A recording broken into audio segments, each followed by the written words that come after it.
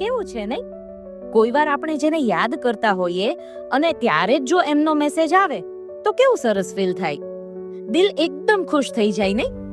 જાણે કે કોઈએ આપણા મનની વાત સાંભળી લીધી.